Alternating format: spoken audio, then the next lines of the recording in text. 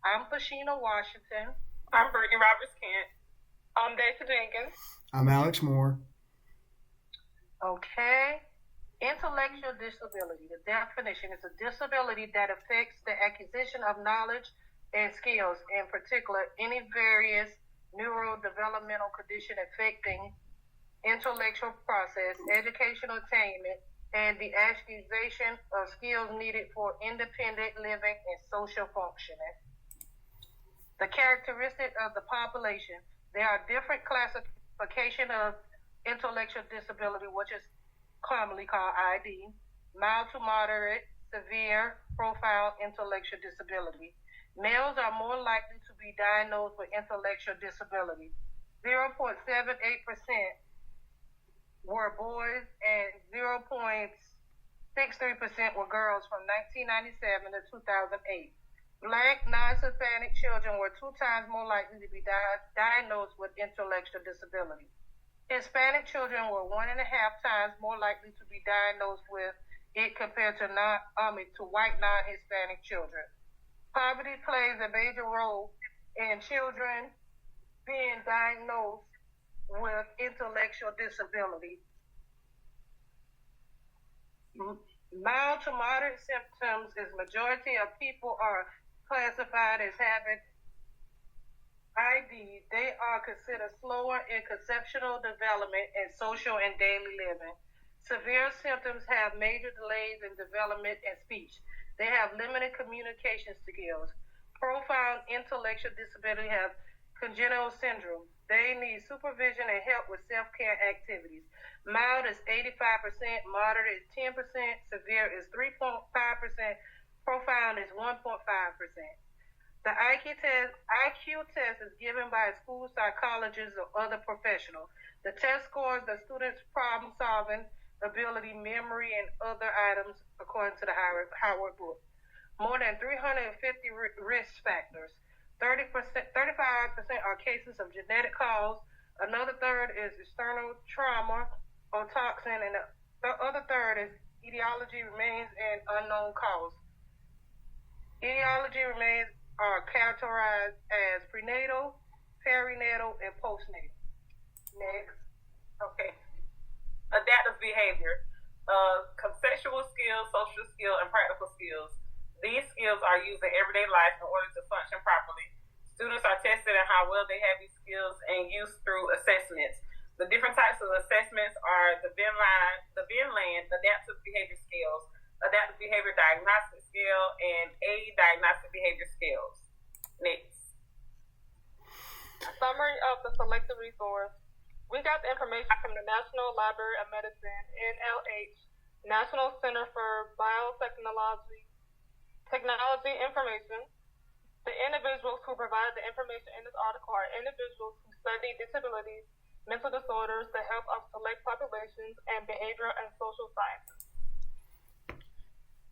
Explanation of the information that resonates with you. Depending on its cause, ID may be stable and non-progressive, or it may worsen with time. This means that although the intellectual disability generally lasts a lifetime and can change over time or remain the same, however, there are interventions in place that can help with adaptive skills.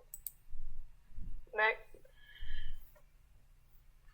Clear and effective communication, simple language use, short and simple sentences, structured learning environment, consistent routines, minimize distractions, and structured tasks, skill-based information, focus on functional skills, explicit instructions to provide direct and explicit instruction, utilize assistive technology such as communication devices or adaptive software, provide positive behavior support, proactive strategies to prevent the behavior from happening.